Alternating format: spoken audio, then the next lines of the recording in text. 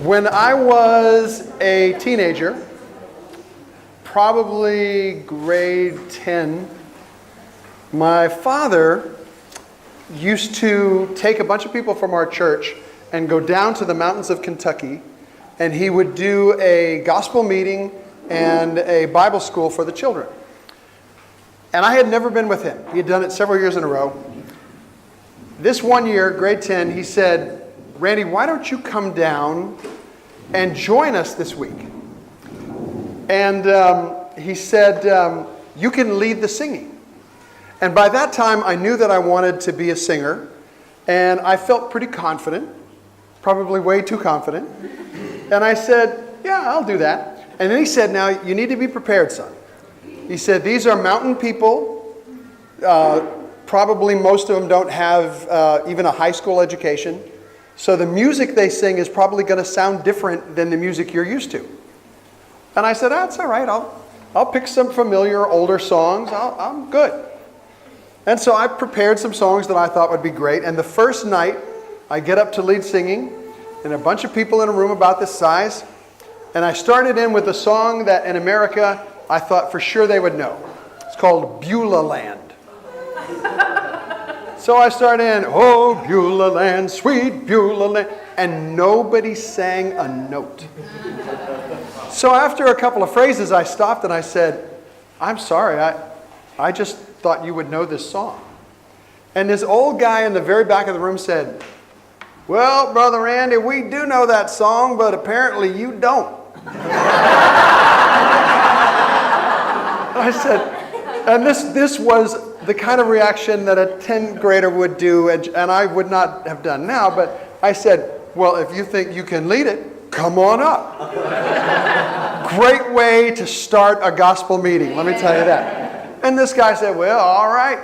And he comes up to the front, and I'll never forget it because I had trained. I knew the pattern to make with my hand. I had a little pitch pipe to get the right note. I knew what I was doing.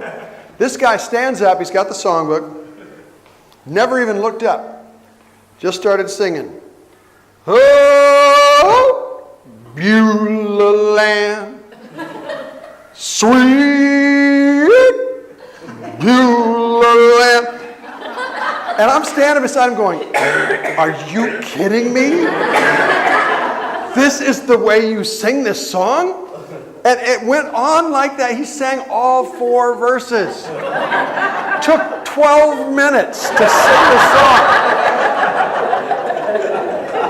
And I'm thinking to myself, this is going to be the longest gospel meeting ever. But something really important happened. About, 10 minutes into it, when he got to the second verse,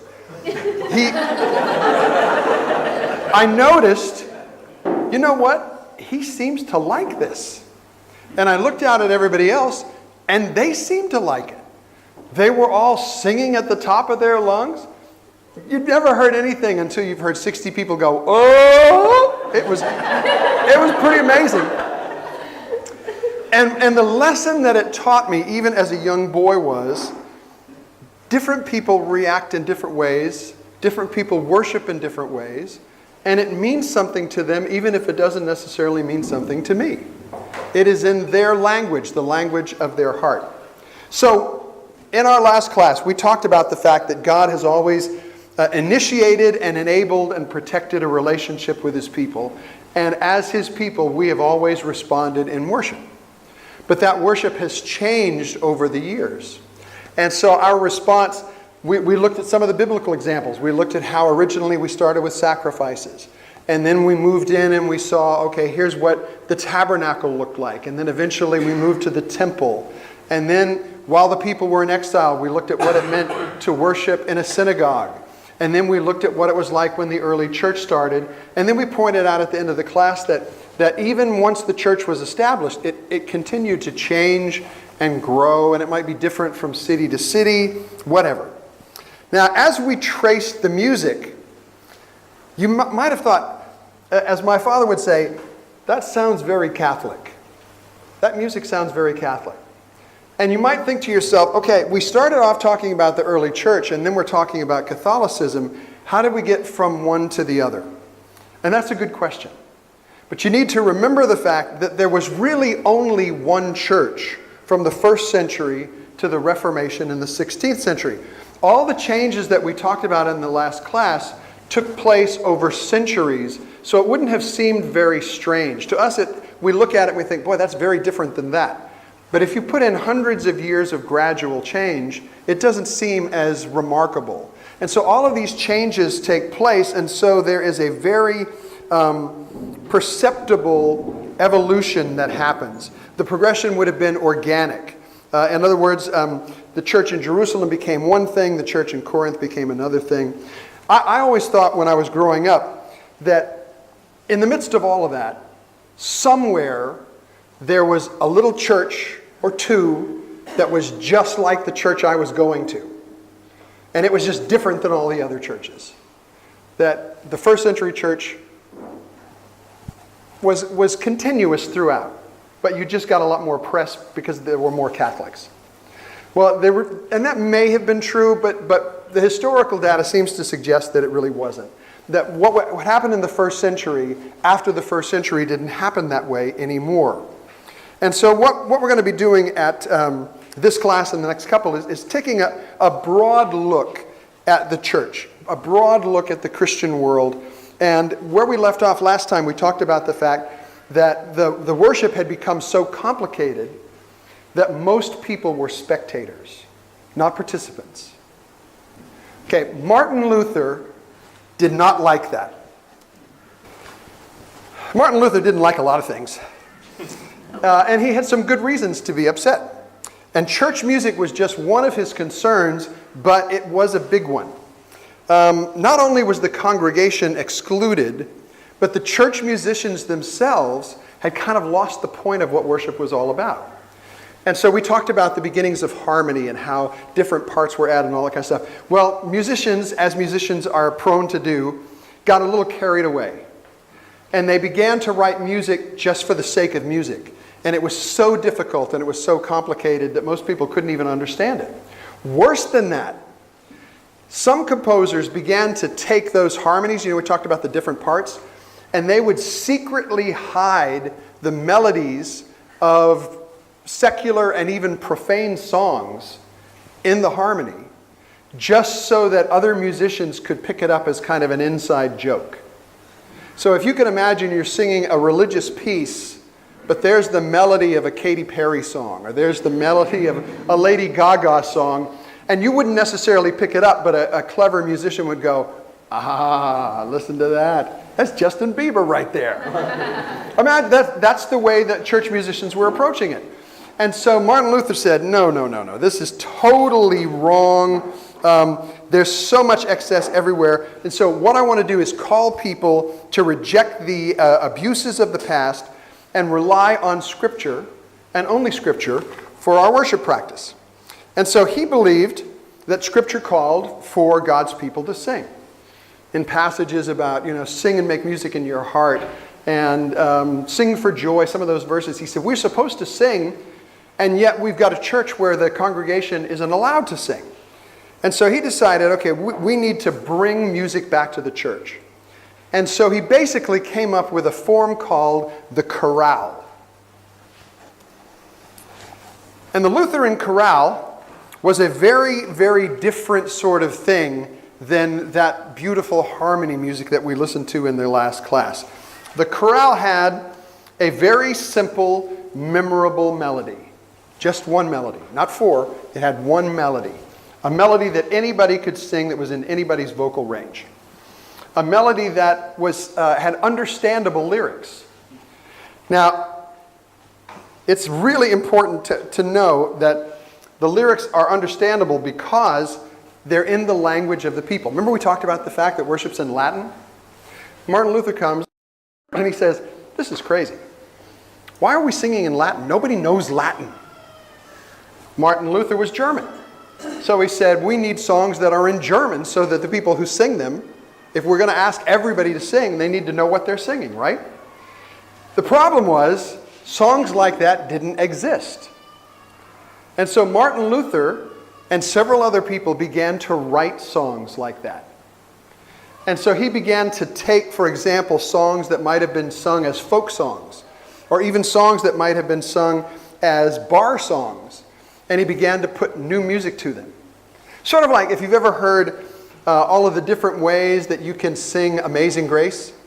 You know, you can sing it to the melody of House of the Rising Sun, or you can sing it to the melody of the theme to Gilligan's Island. Amazing grace, how sweet the sound that saved a wretch like me. You know, it's amazing how many different melodies you can use, right? And so he would take songs that everybody knew, and then he would put religious words to them. For example, a lot of people know the beautiful hymn, O Sacred Head Now Wounded, with grief and shame weighed down.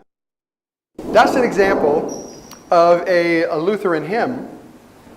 He would take a song that certainly didn't have those lyrics. The original lyrics to that melody we sing was actually a love song. And so, O sacred head now wounded, originally was, my heart is now so wounded for the love of a tender maid. That's pretty different, isn't it? And so he would take that and say, okay, we're going to repurpose that song altogether.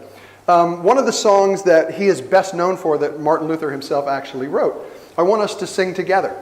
It's the song, A Mighty Fortress. Now here's the interesting thing about this. There are a couple of ways you can take this song. First of all, it's a perfect example of a Lutheran chorale, because everybody would have sung the melody. The melody's in everybody's range.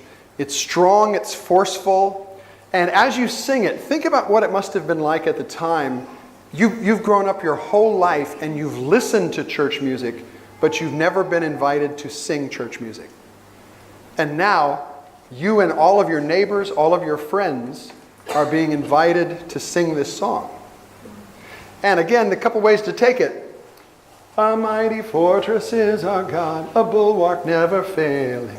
Our helper, he amid the flood of mortal ills prevailing. This second line, for still our ancient foe doth seek to work us woe. His craft and power are great, armed with cruel hate. On earth is not his equal. On one level, you can take that as this is a song about our spiritual battle with the evil one. There was a subtle message that most of Martin Luther's followers would have understood, and that is the Catholic Church that has oppressed us for all these years is our ancient foe. And we are now making a statement of independence that we are no longer going to be governed by our ancient foe. So, now, good Lutherans would have stood as they sung this song. So let's stand together. And let's sing it. A mighty fortress is our God, a bulwark never failing. For still our ancient foe doth seek to work us woe. His craft and power are great, and armed with cruel hate. On earth is not his equal. That's great. Have a seat. Now you have to imagine, a group of people singing this song at the top of their lungs, obviously in German, and it was such a profound experience for them. It was powerful. But then something happened that seems to happen over and over in history, and that is something that starts off as very inclusive, gradually is sort of taken away from people. And it's usually, unfortunately, the musicians who do it. And so the musicians say, well, that's nice, but what if we added this? What if we added that? So most everybody has heard the name Johann Sebastian Bach. 150 years later, he's considered the greatest Lutheran composer of all time. wrote some of the most beautiful music ever written. But by his time, now this is 150 years after Luther, by his time, once again, the service had moved back towards most of the music would have been sung by soloists or a choir, and the congregation would have been invited to sing the chorale at the end of the service, and that was it. And even the treatment of the chorale was very different. So for example, I won't have us attempt to sing this, but listen to Bach's version of the song we just sang.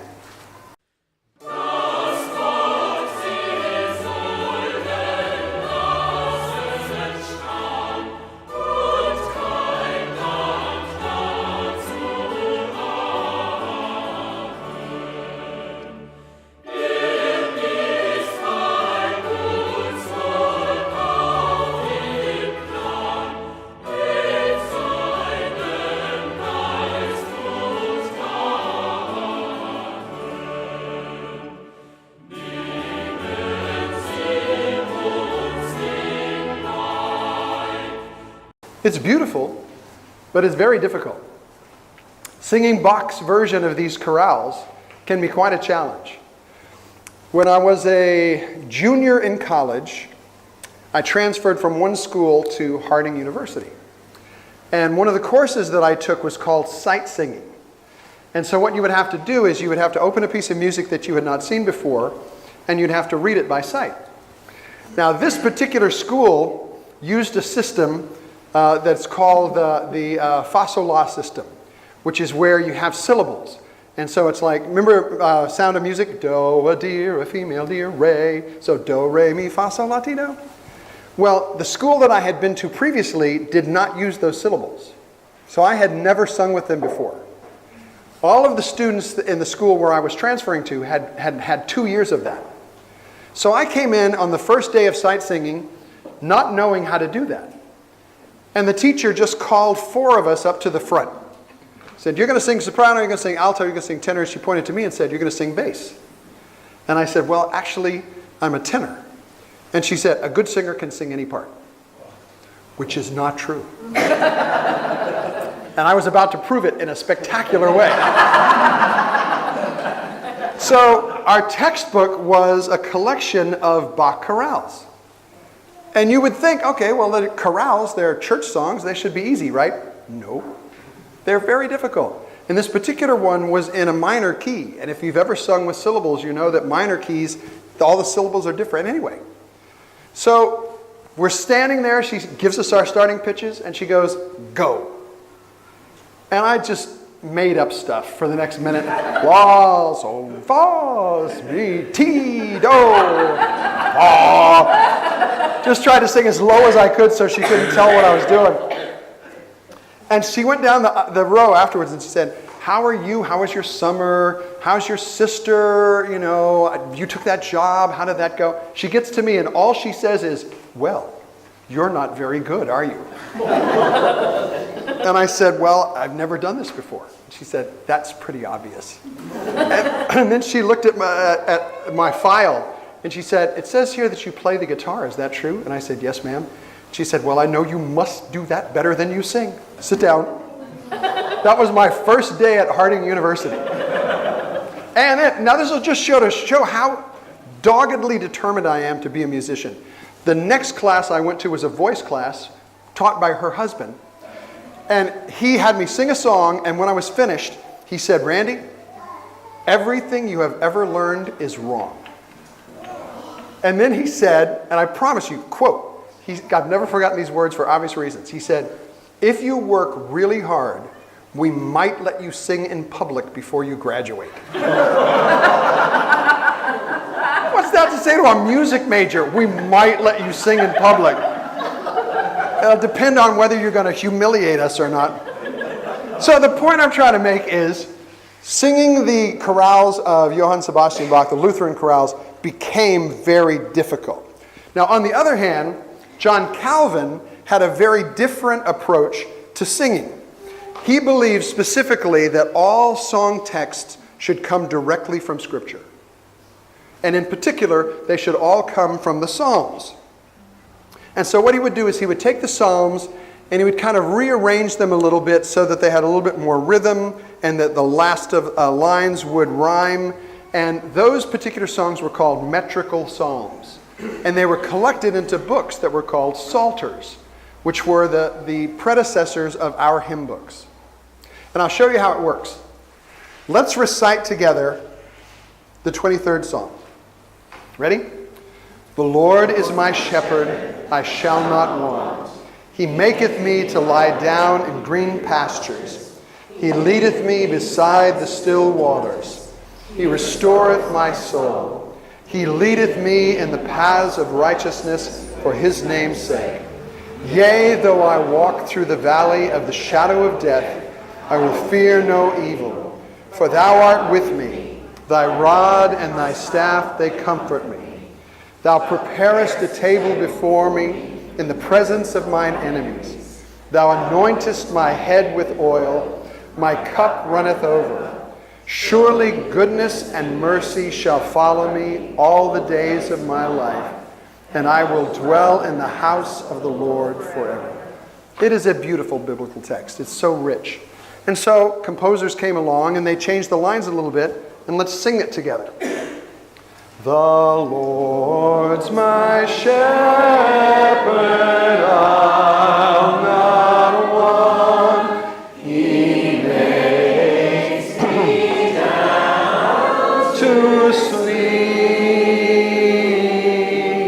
in pastures green. He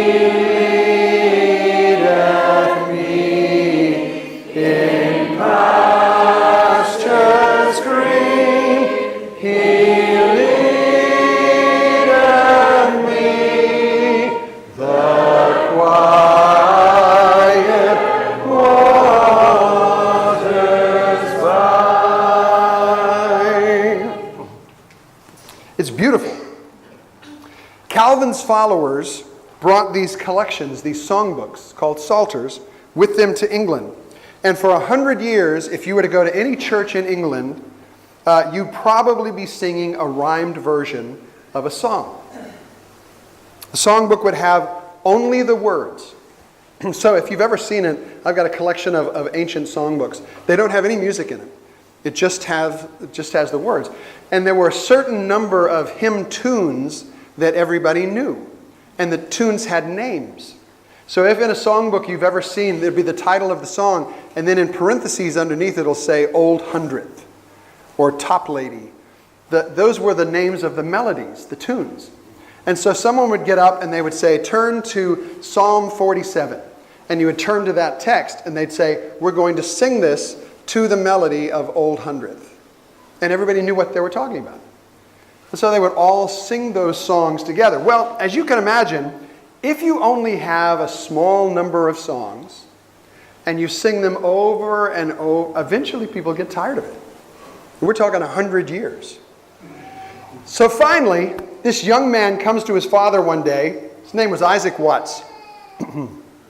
And he says, and you can almost hear any teenager any time in history saying this, Dad, the music of our church is awful.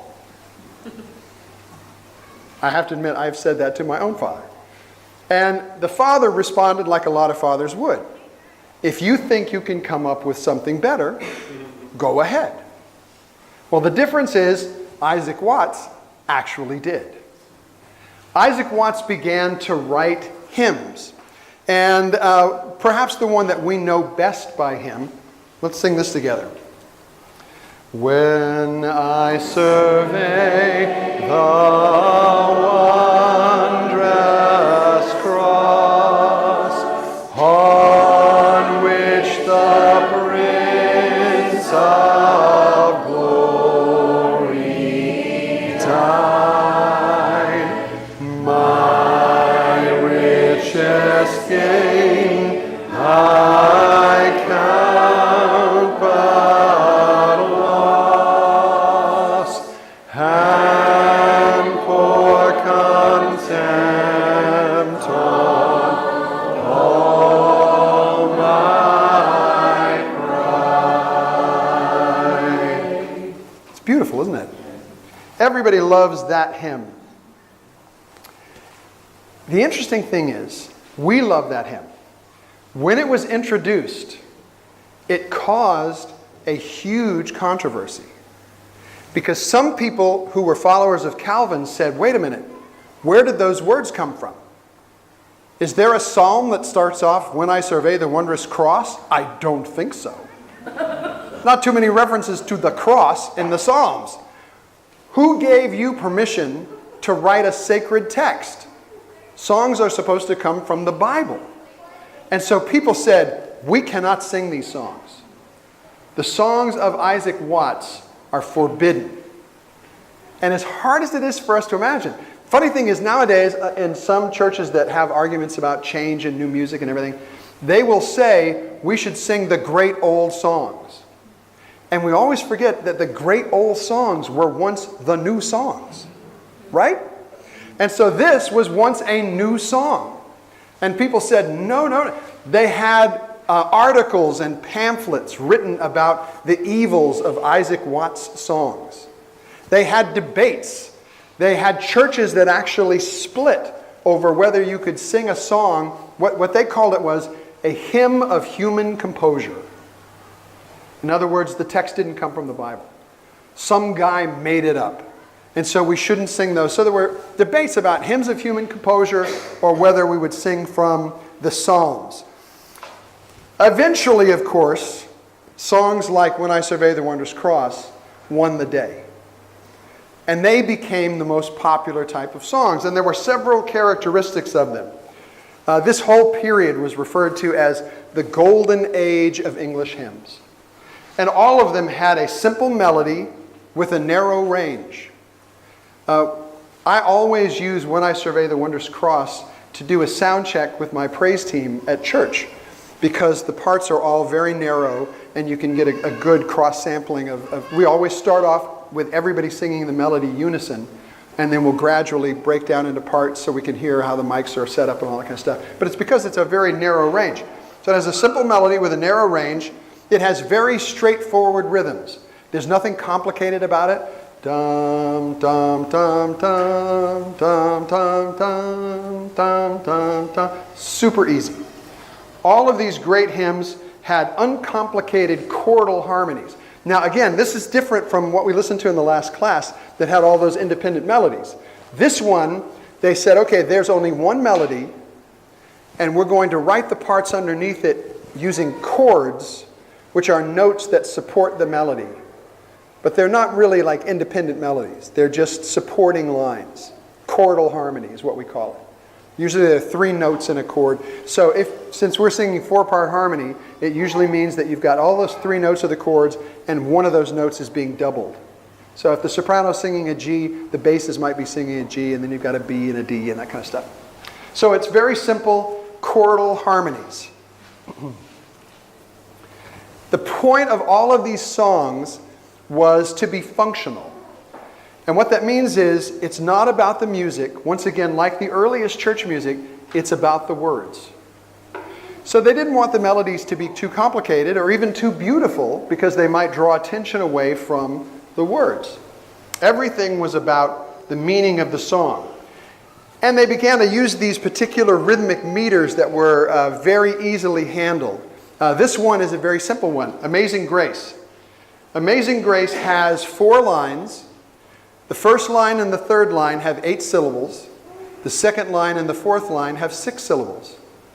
This was the most common poetic form for hymns. And what that meant was, any poem that had 8-6-8-6 could use the same melody. Got it? So, Amazing Grace, how sweet the sound, 8, that saved a wretch like me, 6. So, look at this. Here are 2 songs, both written in common meter. And what that means is you can exchange the melody or the words for either one. So, Amazing Grace, what would happen if you sang the melody to All Hail the Power to the tune of Amazing Grace? So let's try it. All hail the power of Jesus' name. Let it fall, bring forth the royal diadem, and crown him Lord of all. Works perfect, right? Now let's swap it. This time, all hail the power. We're going to do Amazing Grace. Amazing grace, how sweet the sound that saved a wretch like me. I once was lost, but now am found. Was blind, but now I see. I see. I once was. You get the idea, right? So they're interchangeable, and that's the way the old songbooks would work. Here are the words, you pick the melody. In other words, all of these songs were extremely user-friendly. The whole congregation could participate. It was great. It's what Martin Luther had in mind. It's what the early Christians did. There were some, however, who thought that Calvin's reforms hadn't gone far enough.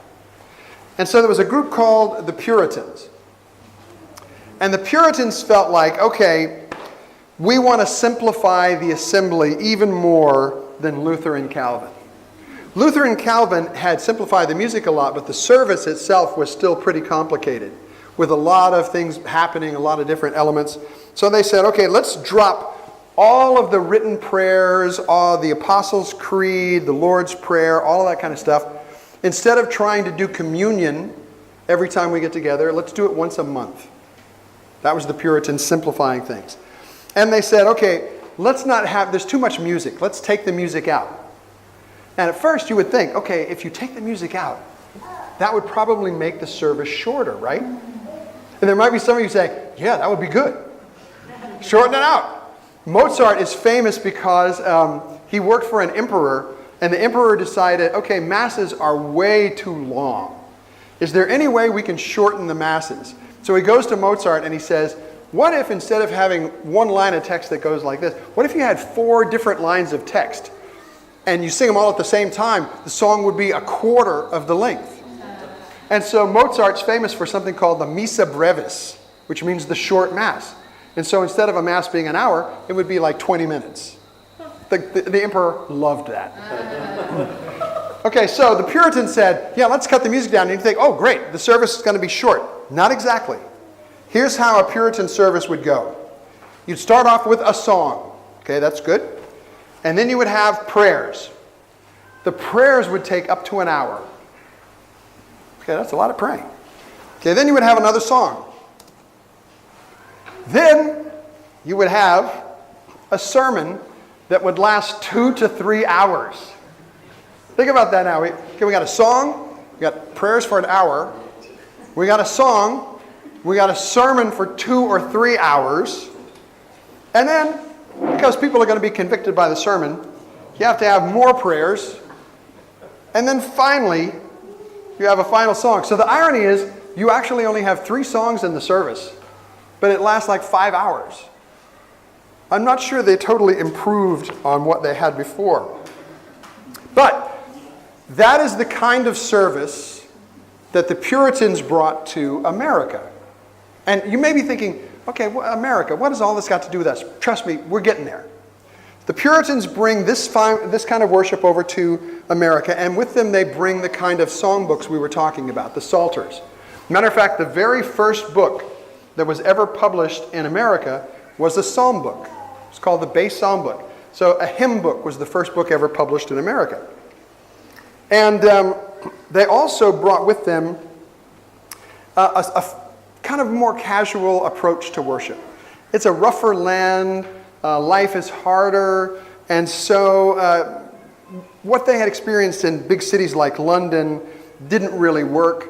As people began to be born and raised in these kind of rough colonies, it was like the fancy language of the English hymns didn't work anymore. It was too poetic. They needed something simpler. They needed something that would really engage people. Even the worship experience itself, they needed something different. And so they came up with something called a revival. The revival was basically, people would gather from all over the country. They'd come in and they'd stay for maybe a month together. So it'd be like coming to Camp Gidawarra, but staying for a month. And people came with all different backgrounds. And they needed a different kind. You couldn't have like a really high church experience out at a revival.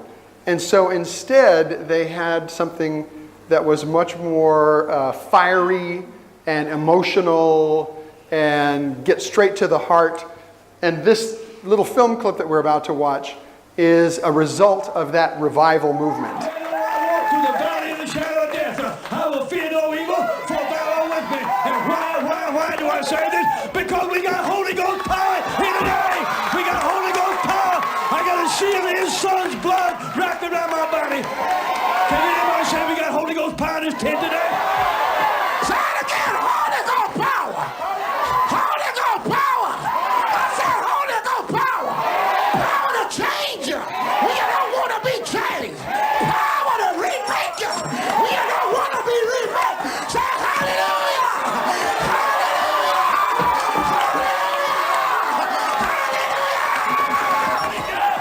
Holy Ghost power! Holy Ghost power!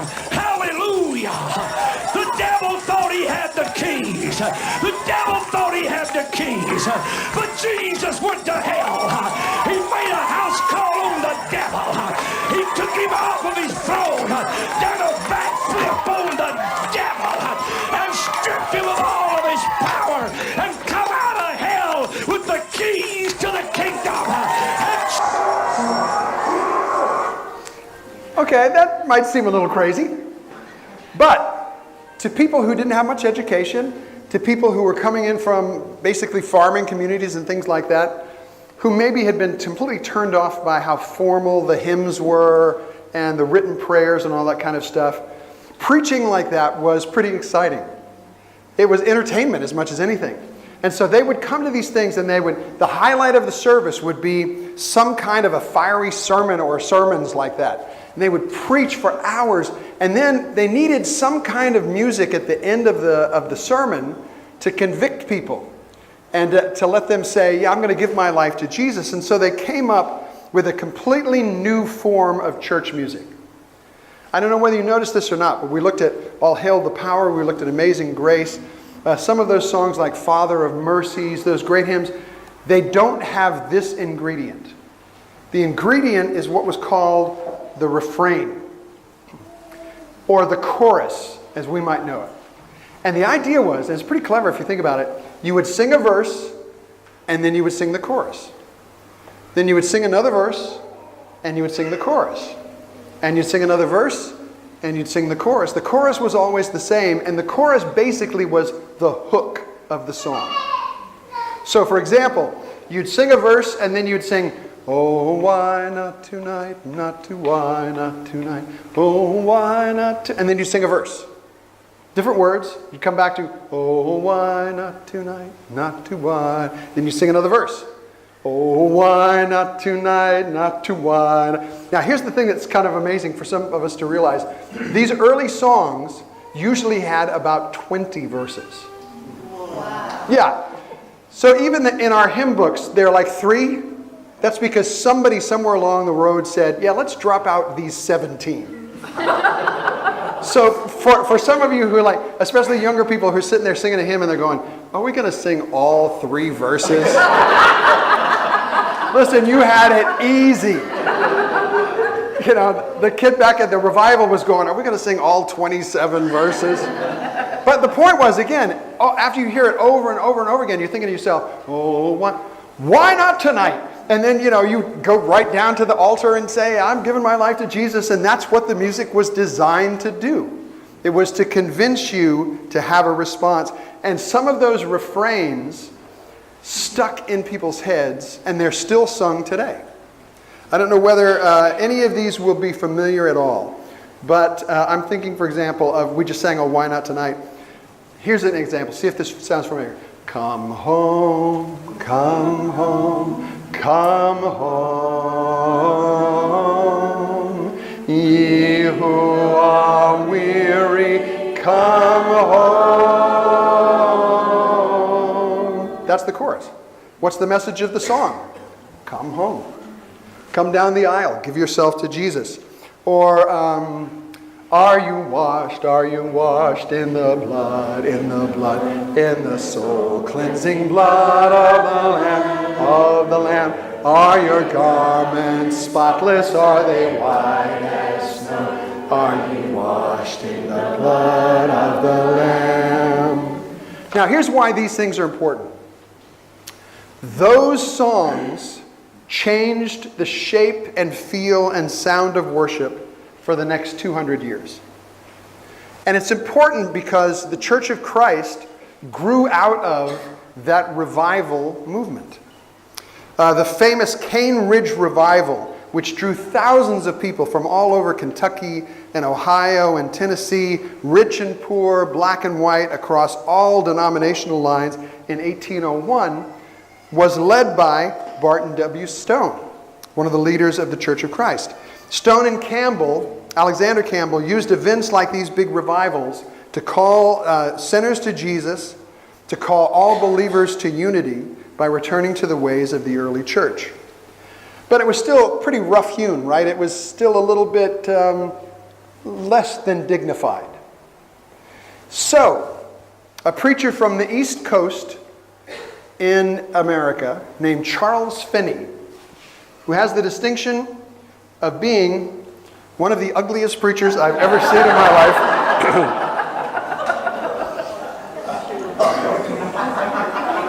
He likes the model of the revival, but he thinks that's not going to work in a city. We're going to have to do something a little bit different.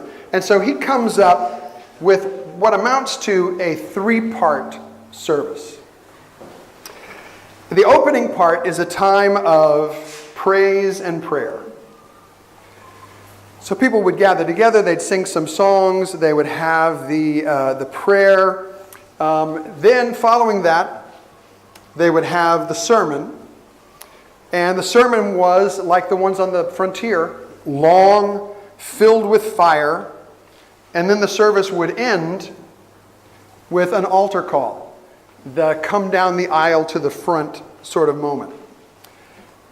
A lot of those churches followed the Puritan brand of, well, we'll do communion once a month, or we'll have a special communion service where it's just the communion service. The intent here is, okay, we're switching from the emphasis being on praise or the emphasis being on communion, and now the emphasis is on the sermon. That 3-part structure became the common architecture for most churches in most denominations for the next 100 years. And if you think about it, many of our churches do pretty much the same thing with the addition of the Lord's Supper every week. We gather together, we have an opening time where we sing, we have some prayers, we have some scripture reading, and then we sometimes have the Lord's Supper and the sermon, or sometimes reverse the two. And then at the end of the service, we have an invitation song or a call to respond. And that's the template that most of us have grown up with. It's the one that most of us feel most comfortable with. And not the way it's always supposed to be. But the truth is, it hasn't always been that way. As we've seen, that was a very gradual progression over time. Now, at the beginning of the 20th century, around the world, all of these streams that we've talked about were still in existence. Okay, so for example, you could still find Catholic churches doing a traditional Mass.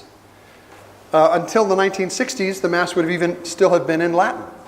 So that was still going on. You would still have what many people would refer to as high church churches, where there was a more structured liturgy. It was in the common language, but you would have frequent written prayers or people reciting the Lord's Prayer or the Apostles' Creed or something like that. And then you also would have what sometimes people refer to as low church Protestants, or people who are whose roots were in the 19th century revivals. And their singing would have been more raucous. Their preaching would have been more lively. It would have been more informal, etc. And so all three of those are kind of coexisting at the same time. And that's pretty much the way it is today, too. You could pick sort of which stream you wanted to go to. And by this time, publishing had become a thing. And this is important for us as well, because what would happen is you'd have a writer like Thomas Dorsey. Remember, we've talked about the fact that originally some of those songs were just written by people as they went through the day, or they were sort of written on the spot in the service. And then eventually they were written by composers who, Bach, for example, worked for a church his whole life. He was hired by a church to provide the music for the church. Well, these people were a little bit different. Thomas Dorsey, for example, if you've ever heard the great old African-American song, Precious Lord, Take My Hand. Thomas Dorsey is the one who wrote that. And he started this whole new style of music where a performer or a songwriter would travel from church to church, kind of like Keith Lancaster does, and would teach people these new songs. And he would have merchandise to sell so they could buy songbooks. He would teach classes in how to learn these songs. Thomas Dorsey was one of the most important ones. There was a company called Stamps Baxter. And Stamps Baxter published a lot of songs that were more like those revival songs. And songs like Salvation Has Been Brought Down and some things like that. Here's a matter of fact, I think we were going to see. Make sure we don't do this. Yeah, here's a typical one. See if you know this one. No tears in heaven, no sorrows given, all will be glory in that land. There'll be no sadness, all will be gladness, when we shall join that happy band. No tears, no tears, no tears up there, sorrow and pain will all have flown. No tears, no tears, no tears up there, no tears in heaven will be known. So in a sense, the music becomes a little bit more commercial. Imagine it's kind of like we listen to religious music on the radio or through Apple Music or whatever. In those days, they would have had groups that would travel around and they would sing and people would listen to the songs. They'd learn the songs. They'd teach the songs. They'd pass the songs along. And it was a very popular thing. It was a very important thing. Now, here's something that is important to realize. The songs that were written, if you look back at the golden age of English hymns, those songs were praise songs, but they were not era specific. Okay, you couldn't really look at When I Survey the Wondrous Cross and say that was probably written in the 1800s or the 1700s. They were general, poetic, beautiful songs of praise. These songs that we're talking about by Dorsey and Stamps Baxter, they were very much a product of their times. So, for example, if you know anything about American history, they went through a thing called the Depression. And almost everybody was broke. They didn't have any possessions. Life was miserable. If you look at the songs that were written during that period, the songs that were most popular were songs like No Tears in Heaven. If you look at the copyright date of those songs, songs like, Getting to Heaven, I want a mansion, I want a gold one that's silver lined. That had a lot of meaning to somebody who was homeless. You know, when you had somebody who said, life is so hard, we're having such a hard time just making ends meet. But one day, there are going to be no tears in heaven. If you look at the copyright date of all those songs, it's like the end of the 1920s. Because those are the songs that gave great comfort to people when they sang them. They sometimes have a little less resonance to us today, but at the time they were very, very meaningful. So our particular tribe, in the Churches of Christ, even from the beginnings of those revival days, a number of significant changes happened. So for example, in the 19th century, Alexander Campbell recommended in a church service that you would have long passages of Scripture read by several different people. But by the 20th century, the common practice in the Church of Christ was, let's have a sermon delivered by a paid preacher on a single text. That's a pretty significant change that takes place over those 2 centuries. In the 19th century, Campbell's emphasis was on the Lord's Supper, where you would have literally had everyone come to a common table. There would have been certain things that would be said at the table. Usually the elements themselves, the bread and the wine, would be lifted up in a kind of symbolic fashion. But by the 20th century, the emphasis was no longer on the Lord's Supper. The emphasis was on the sermon. And we'll talk a little bit more as we go along about why that change would have taken place. But the idea is everybody, instead of coming up to a common table, they sat where they were, and the communion was brought to them in little trays with little cups and little crackers and things like that. It's kind of a significant difference. In the 19th century, there was one cup. There was one loaf that was then broken in front of everyone. Again, in the 20th century, trays of crackers, individual grape juice. In the 19th century, the offering, now this is another important difference. The offering went primarily to meeting the needs of the poor people in that church or that the church knew about. By the 20th century, the offering went primarily to pay church expenses. That's a big difference and rather convicting, don't you think?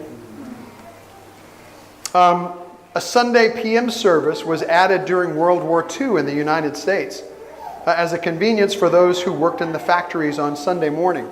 But what was interesting was it was added to be convenient for those people. By the time I was growing up, Sunday night was considered a test of fellowship. You know, if you were faithful, you came on Sunday night. If you didn't come on Sunday night, shame on you. That's a change that happened. It was just a cultural change. Now, you could tell if you visited churches what sort of church it was by what songbook they used. And again, this is before projection and screens and things like that. But there was a songbook called Sacred Selections for the Church by a guy named Ellis Crum was the composer or compiler of that book. And it had mostly gospel songs, mostly songs with choruses or refrains. On the other hand, there was a Great Songs of the Church book. That's the one that I grew up with. And those had a collection. Matter of fact, the book was divided in half. The first half of the book, and you may never have noticed this in your whole life if you ever saw this book. The first half of the book was just hymns, so there were no choruses. The second half of the book had the choruses. So you could almost tell by how worn out the pages were which the preference was for that church. And so literally you could walk in and look at the hymn book and know, okay, this is going to be a higher church, or this is going to be a lower church. And you certainly had your preferences, and people ended up doing the same thing. Then, along came the 1960s. And in the 1960s, everything changed. Big time. And that's where we're going to start tomorrow morning. See you then.